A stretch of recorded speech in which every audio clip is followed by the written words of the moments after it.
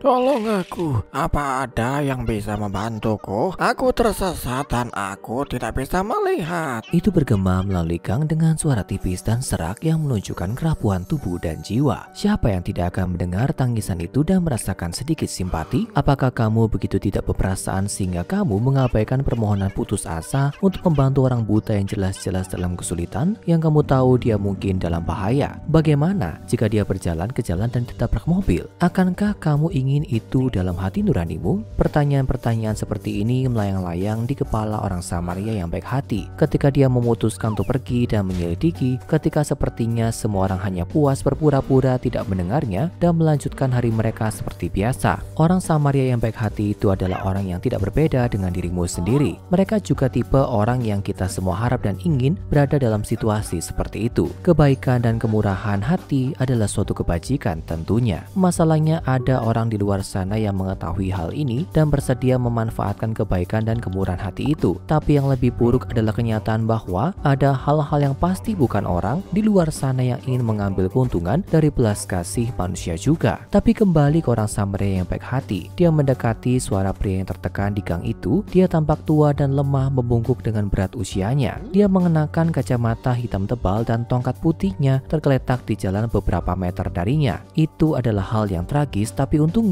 orang Samaria yang baik hati ada di sini untuk membantu. Dia mendekati pria tua itu dengan tenang mengatakan kepadanya bahwa semua baik-baik saja. Orang Samaria yang baik hati itu mengambil tongkat berjalan dan memberikannya kepada orang tua buta itu. Wajahnya tersenyum hangat dan dia berkata, Terima kasih anak muda. Hatiku terasa hangat mengetahui masih ada orang baik sepertimu di bumi ini.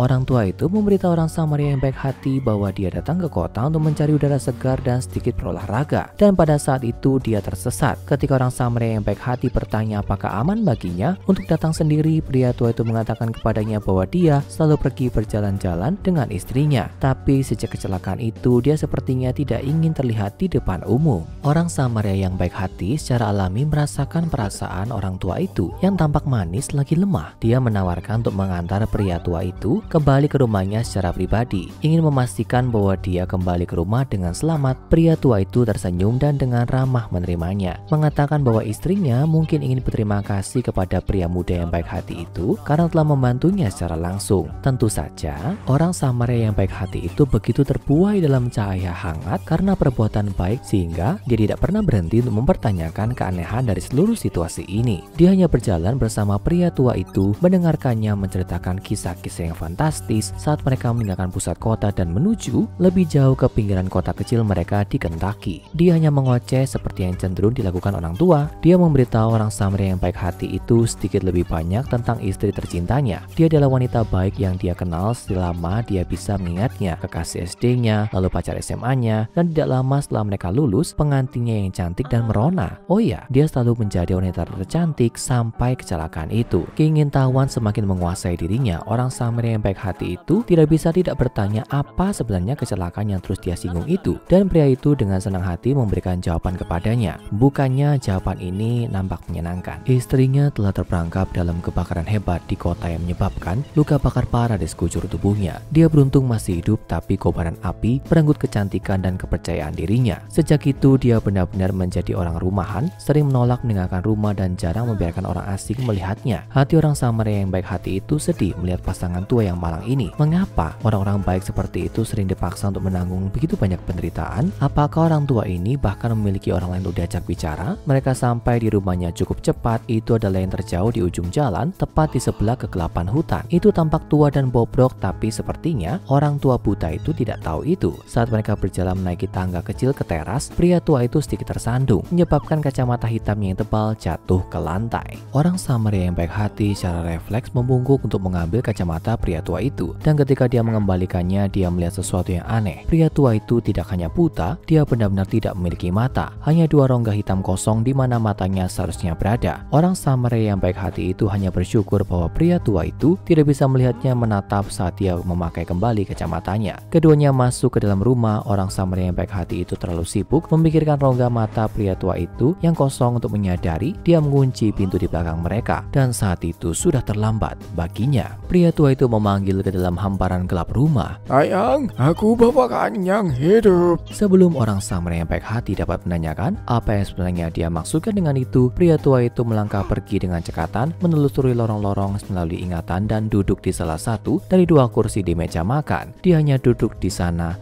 tersenyum menunggu. Saat itulah orang samurai yang baik hati mendengar suara berderi datang dari atas. Sesuatu bergerak dari dalam kegelapan lantai 2 dan kemudian menuruni tangga dengan suara langkah kaki yang berat dan berderap. Ketika matanya menjadi fokus dalam kegelapan, dia melihatnya di sana. Hal paling menakutkan yang pernah dia saksikan menuruni tangga ke arahnya. Itu sama-sama manusia dalam bentuknya saja, tapi dalam semua hal lain itu adalah monster seluruhnya. Makhluk berbonggol dan kacau dengan mata melotot, daging mati dan taring kotor yang terbuka. Seperti itu baru saja keluar dari mimpi buruk dan masuk ke dunia nyata, di mana itu tidak seharusnya berada. Tampaknya ada lubang besar di tubuh bagian bawahnya juga, tanpa darah atau organ di dalamnya. Hanya kegelapan yang tak terbatas, mulut tanpa bibir makhluk itu berubah menjadi senyuman. Makhluk itu mengatakan sesuatu dengan suara yang tidak dimengerti oleh orang samurai yang baik hati itu. Itu adalah lidah hitam, sesuatu yang kuno, menakutkan dan tidak dikenal. Saat makhluk itu semakin dekat, orang samurai yang baik hati itu berbalik dan berlari ke pintu. Dia mencoba mencari tahu kuncinya, tangannya meraba-raba dan tidak terkoordinasi oleh rasa takut. Dia bisa mendengar langkah kaki dan napas berat makhluk itu semakin dekat di belakangnya.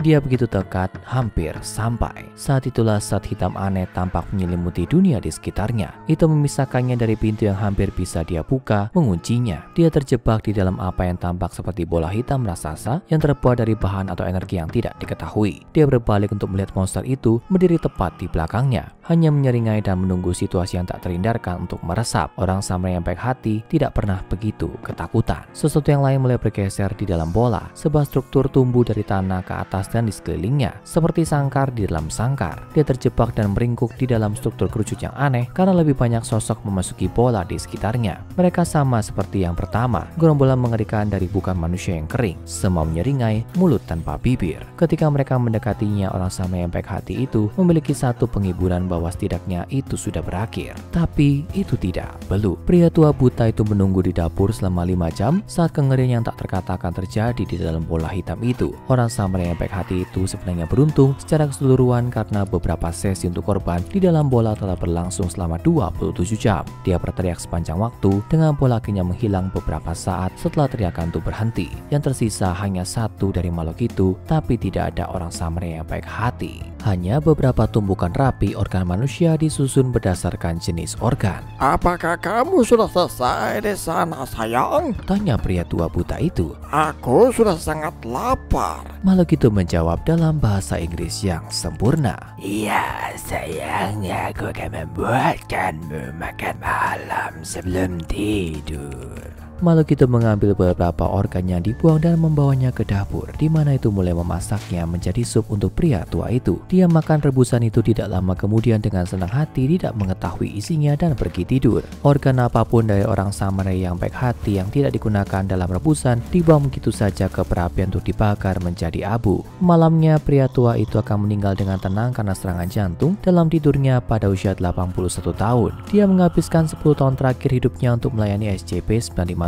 Dia bahkan tidak pernah punya istri. Dan ketika monster itu pertama kali menyerang rumahnya, dia bahkan tidak buta. Dia baru saja pulang suatu hari untuk menemukan SCP-957 bersembunyi di rumahnya, menunggunya. Setahu organisasi SCP, itu selalu menyasar orang yang tinggal sendiri. Pria itu mencoba melawan, tapi makhluk itu sangat kuat meskipun tubuhnya kurus. Itu mencengkeramnya dan memaksa tubuhnya ke dalam kegelapan, menganga di dadanya. Dia ditelan ke dunia lain di sisi lain, kehampaan, dan kembali 4 jam kemudian. Seorang pria yang berubah. Matanya hilang dan dia sekarang sangat yakin bahwa SCP-957 adalah istri tercintanya dengan bekas luka bakar selama bertahun-tahun. Dia akan melakukan apa saja untuknya, bahkan pergi ke dunia dan berpura-pura tertekan untuk memikat orang kembali ke cengkramannya yang mengerikan. Begitulah cara pria tua itu menjadi SCP-957 Step 1. Dia bukan yang pertama dan tidak akan menjadi yang terakhir. Dengan pria tua itu sekarang sudah mati, SCP-957 akan menghilang dan pergi mencari korban baru, menyerang rumah mereka dan mengulangi siklus itu sekali lagi di tempat lain. Akhirnya yang agak bahagia adalah bahwa dalam salah satu kasus ini, organisasi SCP entah bagaimana menjadi bijaksana dengan kegiatan mengumpani dari SCP-957 dan mereka mampu menahan makhluk itu, memberinya tingkat objekator karena sering mencoba untuk keluar atau memancing korban baru. Itu tidak pernah secara aktif memusuhi peneliti dan penjaga organisasi, hanya sedikit tolol. Terlepas dari kenyataan bahwa itu sangat mampu berbicara bahasa Inggris dengan lancar, itu lebih suka berbicara dalam bahasa yang tidak dikenal dan mati karena alasannya agak misterius. Sangat sedikit yang diketahui tentang asal-usul atau sifat sebenarnya dari SCP-957, tapi pandangan sekilas kami tentang kehidupan interiornya tidak banyak menghibur kami. Pada tahun 2008, organisasi mencatat 957 melakukan percakapan dengan individu tak terlihat dalam bahasa aslinya. Pakar linguistik organisasi telah mampu memecahkan sebagian kode pada apa yang dikatakan hari itu. 957 bertanya kepada sosok yang tak terlihat itu, berapa lama lagi itu harus tinggal di sini. Sosok itu memberitahunya bahwa itu perlu menunggu di sana sebentar dan penyamarannya sangat meyakinkan. 957 mengeluh bahwa di sini membosankan dan melelahkan, tapi sosok yang tidak terlihat itu mendesak 957 untuk tetap bersabar. Itu berkata, "Kita harus membiarkan mereka menonton beberapa sehingga banyak dapat bergerak dengan bebas. Kita akan selesai dengan riset kita segera." Sekarang tonton SCP-1861, kru HMS Peter Shamer, dan SCP-5049, penjual kulit depo diskon Homunculus setandan untuk mengetahui lebih banyak makhluk anomali paling menakutkan di luar sana.